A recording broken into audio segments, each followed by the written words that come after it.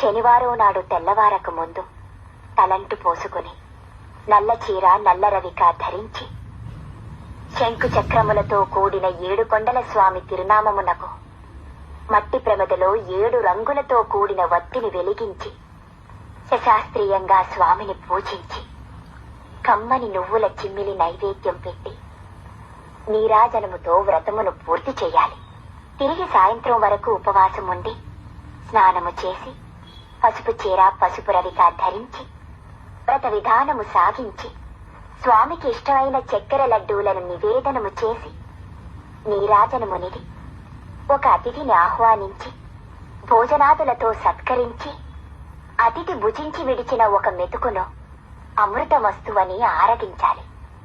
అప్పటికి ఆనాటి శనివార వ్రతం పూర్తవుతుంది. ఈ విధంగా 7 శనివారములు వ్రతమును